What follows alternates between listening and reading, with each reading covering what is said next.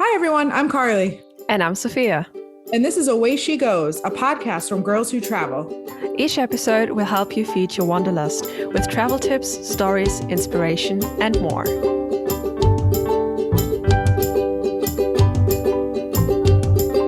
Away she goes. Hey, everyone. Happy Halloween. And welcome back to another episode of Away She Goes. It is my favorite day of the whole year. Halloween is my favorite holiday. As you've seen, we have been very excited about Halloween all month. This is our third recording in October. Usually you only get 2 from us in a month, but the way that the days fell, there are 3. So today, in honor of Halloween, we are going to wrap up our month and we are going to talk about listener spooky stories and global urban legends. So you may have seen on our Facebook group a few weeks ago, we posted a call to tell us your favorite travel scary stories or a scary story that happened to you while you were traveling. We got a ton of submissions in. We're going to read a few of them.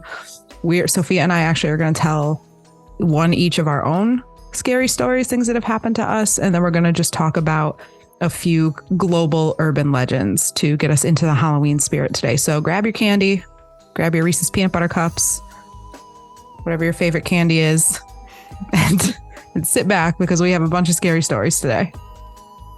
Okay, let me start. It was a very stormy day in Norway. I was traveling with my van and my dog Knox.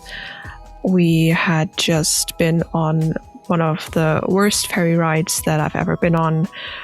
Many people sat on board looking over the sea because we all got sick because it was very wild weather.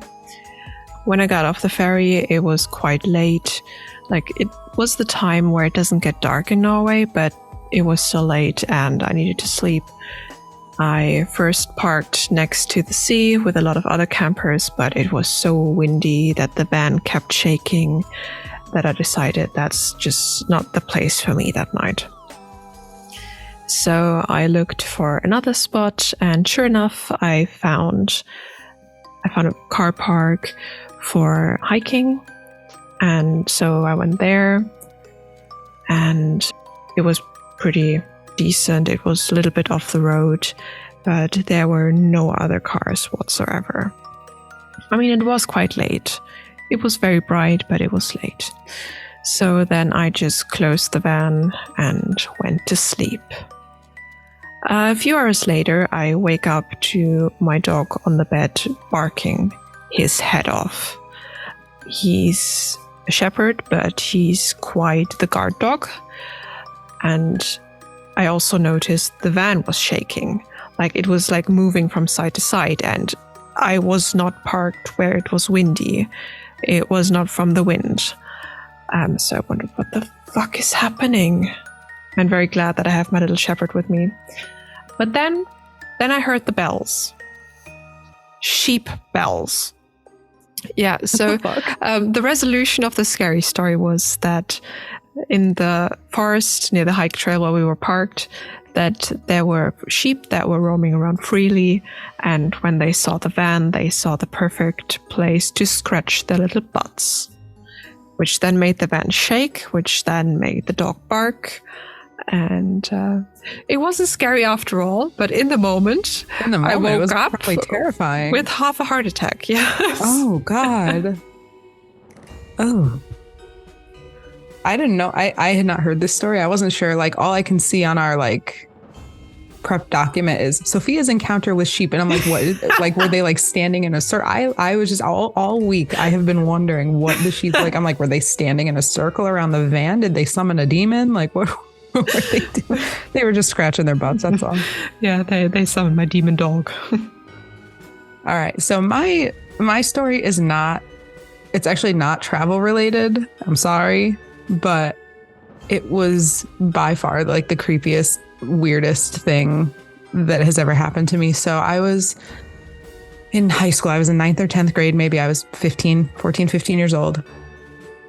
And I was in my house with my brother, who was 2 years younger than me, and my friend from high school at the time. And we had gone through a phase then where we were obsessed. This is in 2010. So this is a good 13 years ago now. We had gone through a phase where we were obsessed with like the shows like Ghost Hunters, Ghost Advent, all those shows where they would go in and they would get creepy voice recordings and take weird pictures and all that kind of crap. We were obsessed with those kind of shows. So we're like, oh, we're going to do that. So we're in the basement of the house that I lived in at the time that was built in like the 1980s, by the way. So like not old, not haunted, not anything. It wasn't like the house was 200 years old and there was a bunch of shit going on. The house at the time was like 30 years old. It wasn't even anything. Anyway, so the three of us are in the basement of the house, and we had like an old flip cell phone that didn't work, but it could do audio recordings. So we thought, oh, let's like do what they do on TV and like talk to the ghosts, right? So we were asking all sorts of like dumbass questions like, oh, is there somebody here with us? Do you have something you want to say? Like all this shit. And we thought, and mind you, this is like three teenagers acting like idiots, you know, like we thought. So the basement in my parents' house, where obviously I lived when I was in high school, you know, we had like a bunch of boxes down there. It was storage. So what we thought we were hearing like boxes kind of like being pushed and like shuffled around on the floor. They weren't actually moving, but like we kept thinking we could hear that. So the climax of this story is when I wish I still had the recording because I would send it to you and we could play it, but I don't have it anymore. So at one point, my brother asks like, you know, are you trying to communicate with us? And then there's nothing. And then he says it again. And at that point, what we heard with our ears was a very obvious like box shuffling, and we all scream and like run up the stairs, and you can hear it in the recording. When we listened back to because we were like, oh, haha, let's listen to this. I bet it's funny. When we listened back to the recording, after he asked that second time, are you trying to communicate with us? I literally have goosebumps talking about it. There was a very clear whisper, and it went, no, like a growl, like, we didn't hear it with our ears at the time. That was not what made us scream and run up the stairs. But like when you listened back to the recording, all you hear my brother go, are you trying to communicate with us? There's a pause. And then no, like clear as day. My mom has heard it and will like vouch for me. My dad has heard it. My brother, like my friend from high school still like remembers it. Like, so yeah, we don't know what was down there, but it like clear as day came through on that recording was like somebody saying the word no, and it freaked us the hell out. We never did that again. That is creepy as hell. Mm-hmm. That also reminds me of a TikTok that I recently saw where it was like in America, like, oh, no one died here. No. It's like all new, no one died here. And then like in Europe, it's like, oh yeah, someone died there, probably there as well. I mean, there was a graveyard down there. There was a plague pit over there. Yep. So yeah. Don't know what it was to this day, but on that record, I wish, like, I still think about it like every Halloween, like every fall. I'm like, oh man, I wish I still had that because it sounds so ridiculous. But then, like, if I had it and played it, you would hear it. So it's gone into the abyss, but I promise it happened and it scared the hell out of me. So now let's start with our listener spooky stories. And we'll also start with a haunted house one, because our friend Jenny Dernan used to live in a haunted house. And her story reads, it was a bit too big for us, so we never much went upstairs. But several times the light was turned on, though neither of us did it. And one time I stood in the bathroom where I had lined up all my products around the bathtub. I turned towards the tub, and every single time an item it fell into the tub at the same time. Oh, time to move. That's it. Yep. Get out. Bye. Get out. I'm not spending one more night in there. Get the hell out. I know that Jenny has since moved, so she's okay. Don't worry. All right. Our next one is from Steph Orswell. Years ago, I was visiting my grandparents on Cape Cod, and on one of the days we were there, they had an antique car club event. So my stepmom, my sister, and I decided to do something different. I love a good haunting story, me too, and had heard about the Orleans Inn being haunted, but I didn't want to do too much research before going. When we went over, the reception person asked what we were there for, and I sheepishly said I had heard about ghosts and was curious. The lady looked excited and brought out a book for us to keep that tells tales about the ghosts, which I put in my bag without reading it. So I think what she's trying to emphasize here is that she did not have any like bias going into this. She didn't know any of like other people's experiences. So they told us that we could take our time, and if a door was open, we could go into the room. There was one room that looks like a normal room, but I think they leave the door open when no one is booked in it, because they did tell us that this was an active room, so people like to check it out. There was a sort of heaviness to the room, and it was colder than everywhere else, especially for late July, but nothing strange happened. The weird part happened when I went to the cupola and it was set up for a nice dinner for two, I guess. I spent a bit of time looking at the views, and then suddenly I started feeling a tightening feeling around my neck, some lightheadedness, and just a sense of claustrophobia. I am not claustrophobic. When that happened, I decided it was definitely time to head back down the stairs. I only thought I had been up there for a short while, but my stepmom and sister were worried about me because they had been calling my name and I had been up there at least a good 10 minutes. The loss of time and not hearing my name being called really freaked me out, and I still have no explanation. When we got back to my grandparents' house, I got the book out and started reading it. The room we had gone into was home to the ghost of a woman who worked there when it was used as a brothel in the 1920s, who was murdered by a customer. Apparently, she's quite active and friendly. And in the cupola where she was, a bartender had hung himself there in the 1950s. It was almost as if when I was up there, I was reliving what had happened. So that's why I think she emphasizes earlier, I did not read any of this. I did not know this going in. I had this experience and didn't know the relevance of it until after. So that was what happened to her in Cape Cod. She also briefly mentioned she's had other experiences, such as feeling like someone was touching her shoulder while in the Black Mausoleum in Edinburgh. She saw light marks on that shoulder when she got back to her hostel. But she said that reliving the bartender's experience was by far surpasses anything else. That's insane. That is.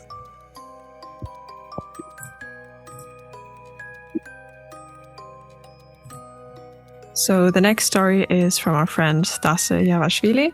And last November, she visited Ireland. And we love a good Irish story. So let's dive into it. We do. So we were staying at the community center in a village, and we're told that it was a former cloister and the 7th most haunted house in Ireland. Supposedly there exists such a ranking. As there should.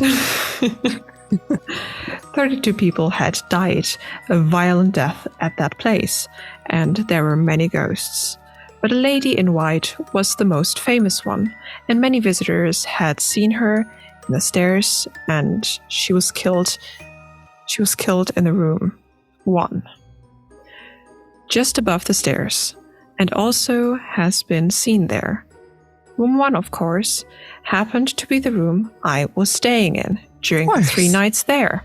Of course it was. Lucky, or well, not so lucky. Yeah. The doors were getting stuck, and there was a trick to close them. Otherwise, they would open themselves.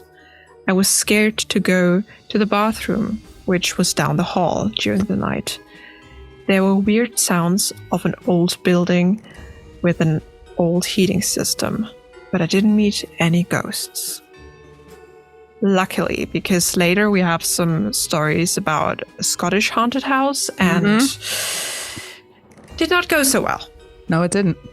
All right. So the last one that we're going to read is from our friend Rachel. So Rachel says, I was on holiday in the Philippines when this happened. I had been touring around different islands for the beaches. After 3 weeks, I was beat. So I decided to fly back to the capital city, Manila. I went to our ancestral home to visit. Rachel is from the Philippines. I have my own room set up there, although nobody has lived there for a while, just our caretaker who comes every now and then to check up on it and have it cleaned. One night, she said it was just a super random night, her air conditioning broke in her room. This was peak summer, so this was obviously unacceptable. It was super hot and humid, and I couldn't sleep. So I moved to the room next door. This used to be my parents' room. Nobody stays here. Everything here was dated, but it had a bed and most especially an air conditioner. So I turned it on and continued to sleep. Turned off the lights, got ready to go to bed, but I was still so hot. So I sat up and tried to reach the electric fan so I could turn it on. As I was messing with the fan, I felt a cold breeze on my neck. I was obviously already creeped out, but I ignored it. The electric fan just wouldn't turn on, so I kept messing with it. And then I heard whispers in my ear. They were loud whispers. It sounded like a woman's. I couldn't make out what they meant or what it said, but I immediately stood up and turned on all the lights and called my best friend who lived 30 minutes away to keep me company because I was about to throw up from the fear I felt. She came and immediately I told her what happened. As I rambled on, she stared at me for a good 20 seconds. She sighed and said, I wasn't ever going to say anything, but I can see stuff. And I was like, what the fuck do you mean? It's irrelevant. That's an acceptable question. She said, I can see if spirits are lurking about. And Rachel said, well, let's say that's true. This was an empty land when it was bought. It has no history and nobody ever died here. And the friend kind of laughed and said, oh, this is not your family. And then went on to explain that when a place, especially a home, has not been lived in for a while, spirits can move in and reside there. Apparently spirits like the quiet. An old woman had apparently taken refuge in Rachel's family home and did not like the fact that she was there making noises. She was apparently wearing all black and had a disapproving look on her face. And Rachel said, safe to say the next holiday I book in Manila, I'm getting a hotel room. That sounds really creepy. Hopefully you don't have a haunted hotel. Out of the frying pan and into the fire, everybody. Oh, yeah. All right. So now we're going to transition into just talking about some kind of more well-known global urban legends.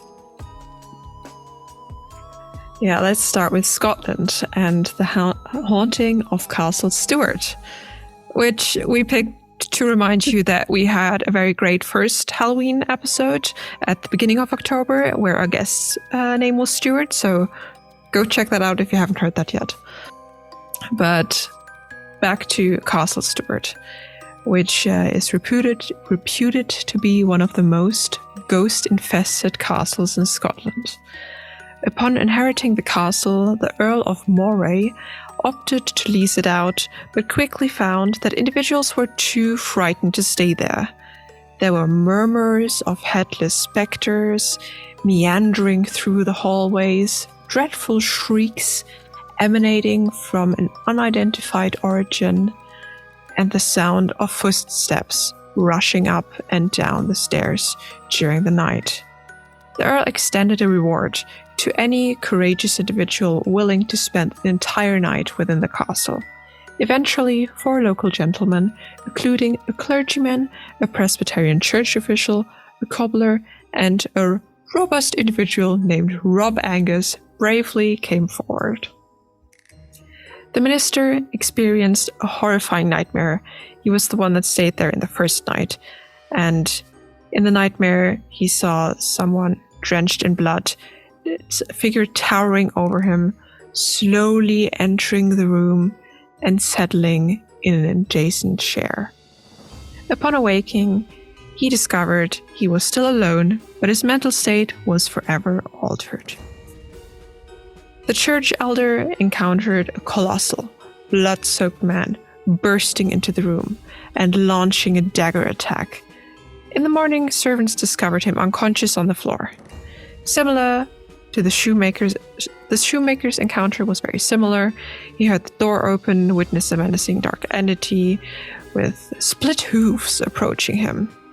And then on the 4th night, it was Rob Angus's turn to stay there. He arrived and shared a drink of whiskey with a friendly servant. And when the servant said, "See you in the morning, Rob," he replied, "You will find me as I am or deceased." Rob responded. And unfortunately, that was the last sighting of Rob. Ever. Yeah, if you want to read more about other hauntings in Scotland, there's a book called Scottish Urban Legends where this story was roughly taken from. Also, I looked up the Castle Stuart, and of course, it's now a hotel with a golf course, which is almost as scary. Yeah, so you want to, if that's what you're looking for, definitely a haunted place. We'll have more scary stories a year from now. If people are like, oh, I went to the Hotel Stuart and this happened. We warned you. Please send them to us. We warned you. All right, so I'm going to talk about Alaska. We're going to come back to the United States, North America, the Kushtaka of the Alaskan Triangle. So the Alaskan Triangle may be ringing a bell because it sounds like the Bermuda Triangle. is also known for the high number of missing persons.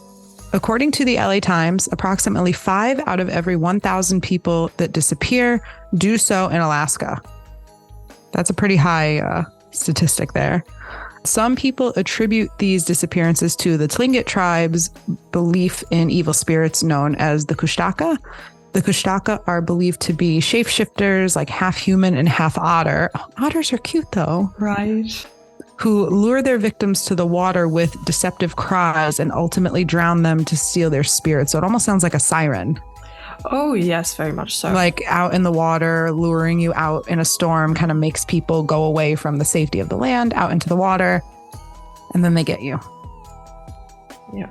So now we learned that there is a Bermuda Triangle in Alaska too. That is, yeah. There's also a Bermuda Triangle in Bochum in Germany, but that's just the name for an intersection that has a triangular shape.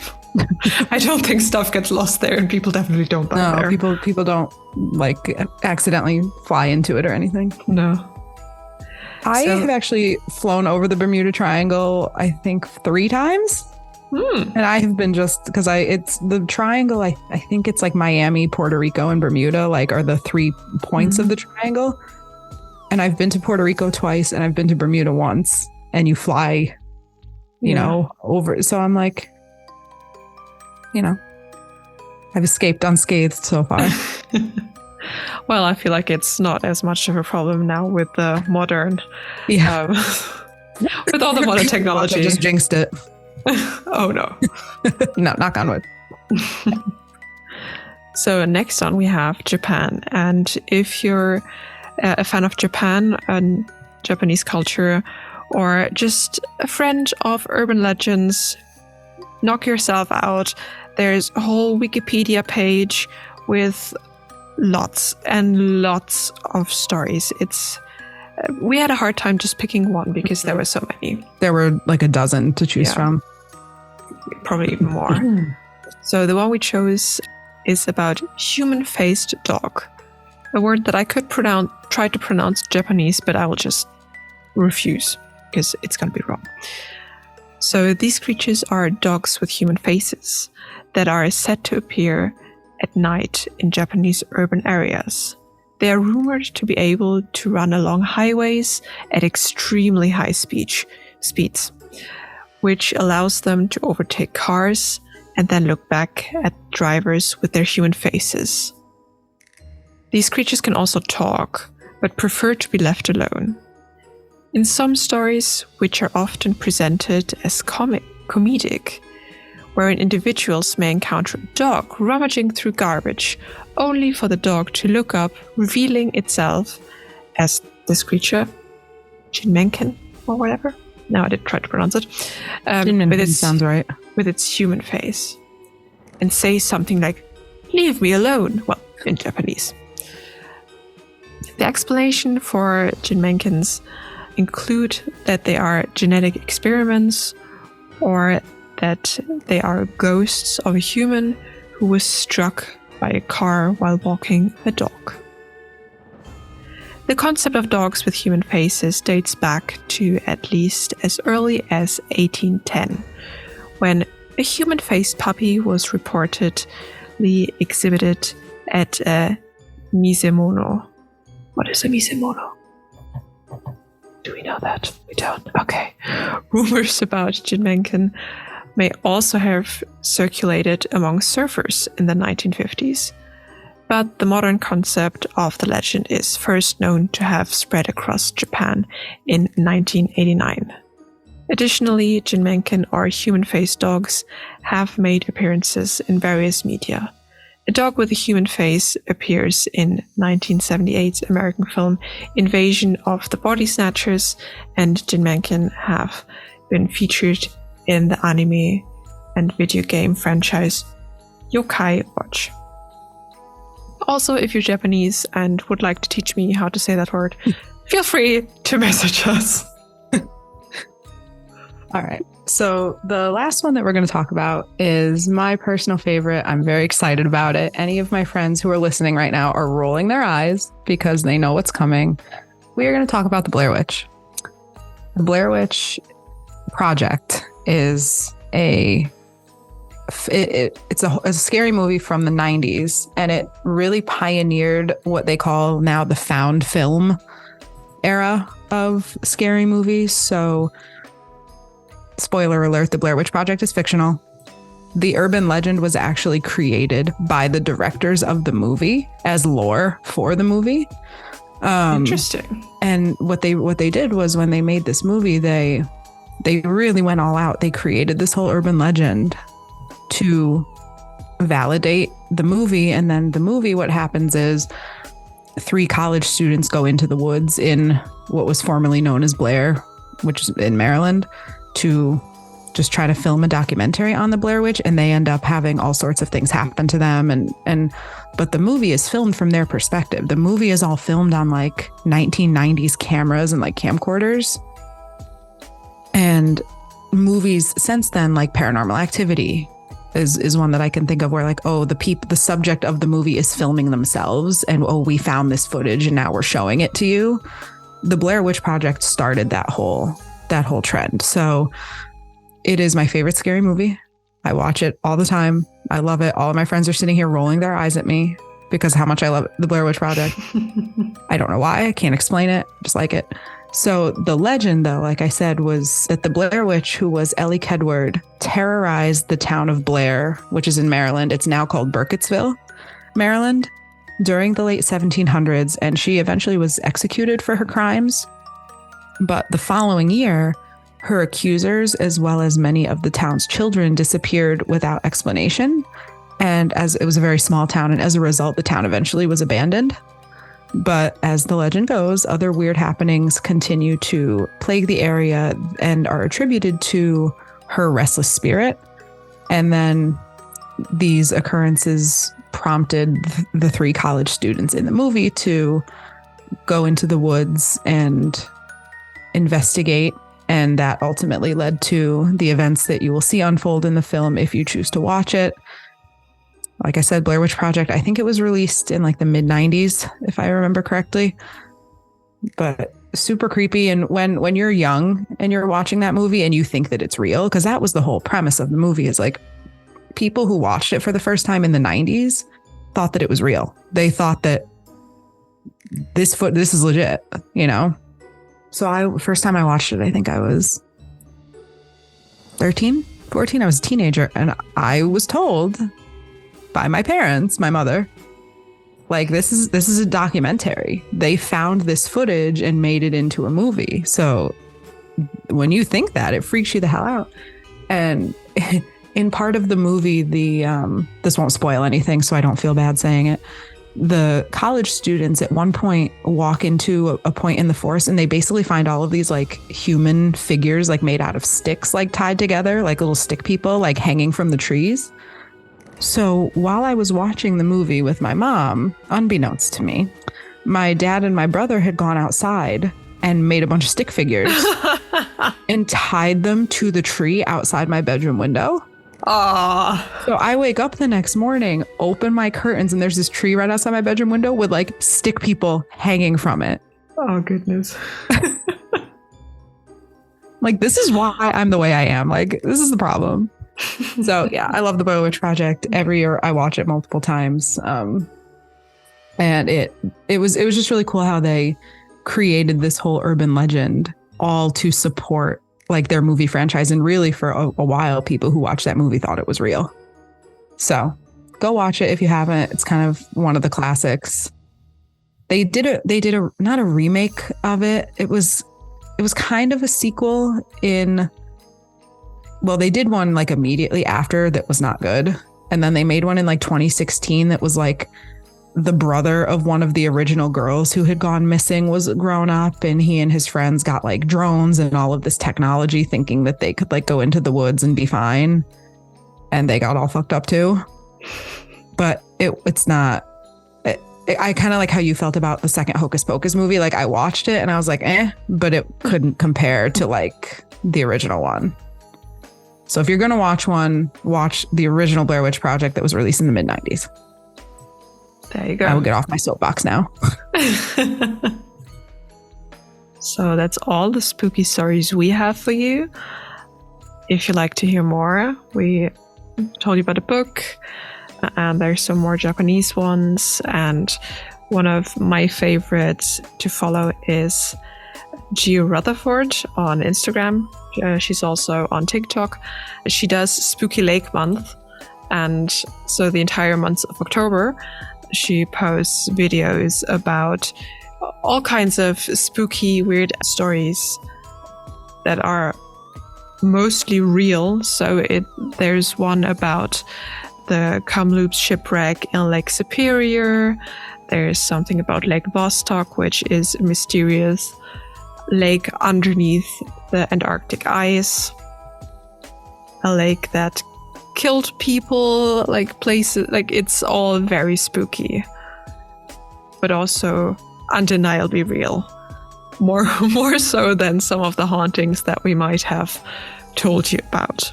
Because I have to say, I don't really believe in the paranormal, if I have to be honest. Yeah, I don't. Okay. I'm a scientist, and yeah,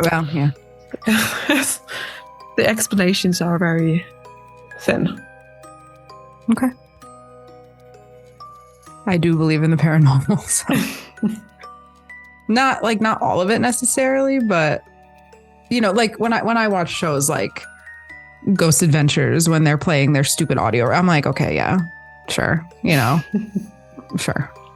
But some of it that I, even like me with that record, like it wasn't one of the three of us. I can't explain it,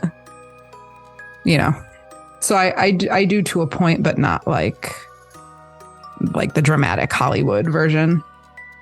Yeah. So that's all for this episode. You have to celebrate Halloween without us now. So it's a shame. Go off trick or treat or watch some movies. Send us messages on Instagram or post in the Girls Who Travel group. We want to see your costumes. We want to know what you did for Halloween. Yes. And we'll repost some of our favorites. That's all for this episode. If you'd like more Oishi Goes in your life, make sure to stop by girlswhotravel.org/podcast. That's where you can fill out a form if you're interested in being a guest on the show. You can also write to us at oishigosgwt@gmail.com or leave us a message on our Google voicemail from any phone or computer at 1-563-503-6323. To follow our adventures, you can follow me on Instagram. I'm at Carly Sees the World. Carly is spelled Carli. You can also follow me at Sophia AEZ, Sophia with a PH. Away She Goes is part of Girls Who Travel, a community dedicated to radically redefining travel to be inclusive, sustainable, and empowering.